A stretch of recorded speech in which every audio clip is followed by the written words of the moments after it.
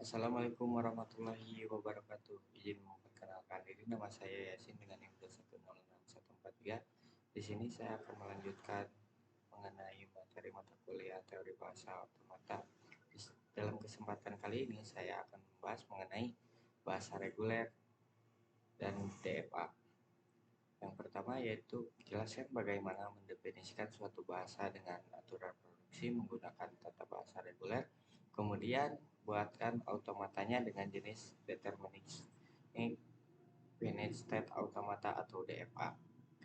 Sebuah automata berhingga menspesifikasikan sebuah bahasa sebagai himpunan semua utai yang menggerakkannya dari state awal ke salah satu dari state yang diterimanya atau himpunan state akhir.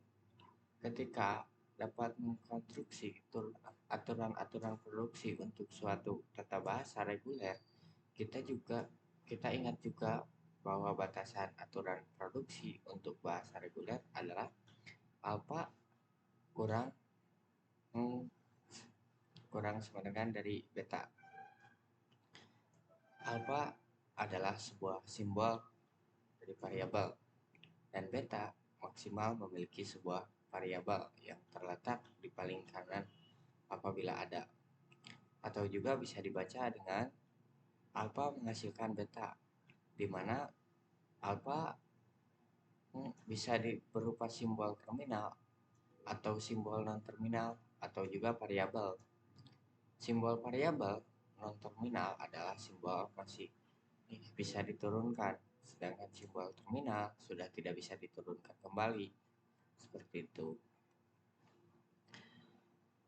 Suatu tata bahasa atau grammar didefinisikan dengan 4 tupel, yaitu Q, I, sigma, S, dan F, di mana Q himpunan state awal, di mana Q adalah himpunan state kedudukan atau variabel dengan disimbolkan dengan huruf besar, sedangkan sigma himpunan simbol input, masukan, abjad atau terminal bisa juga disimbolkan dengan angka seperti itu atau nomor. Yang selanjutnya atau state awal, kedudukan awal, initial state, atau untuk yang selanjutnya F himpunan state akhir.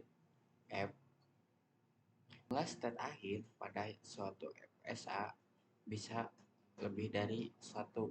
Selanjutnya kita lihat bagaimana membuat aturan produksi untuk suatu deterministic finite automata. Bahasa M didefinisikan dengan Q sama dengan himpunan F, G, dan H. Dan untuk sigmanya atau terminalnya saya menggunakan himpunan angka yaitu 0 dan 1.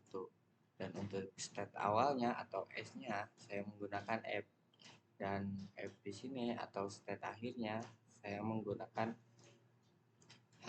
State akhirnya yaitu di sini ada F menghasilkan G ketika terminalnya menggunakan 0 atau dikasih inputan 0, dan ketika dikasih inputan 1 maka H ini akan balik lagi ke sini atau kembali ke F.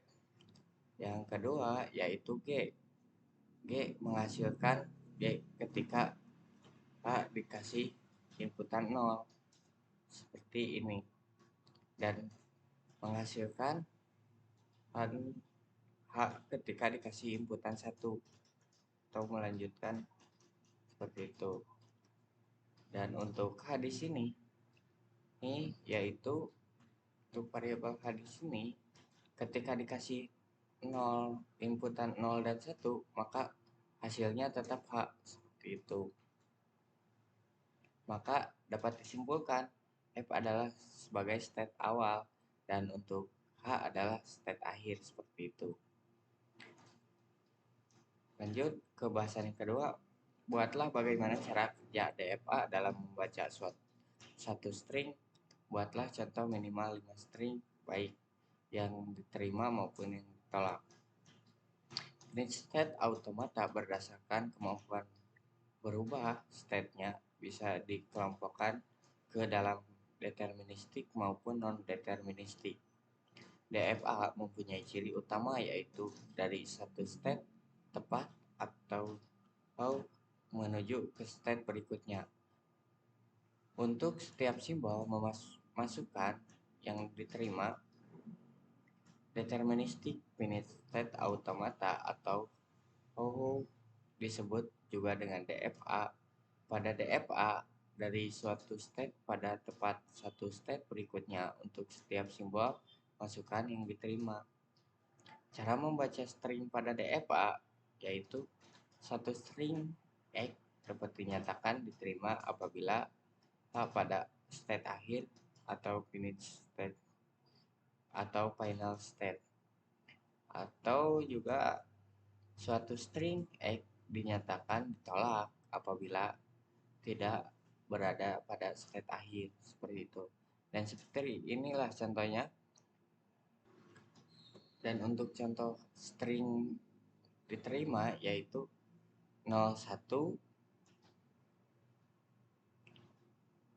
010 101 1001 dan 0111. Dan untuk contoh yang ditolak yaitu 10 100 111 1100 dan 1000, seperti itu. Mungkin sekian yang dapat saya sampaikan. Wassalamualaikum warahmatullahi wabarakatuh.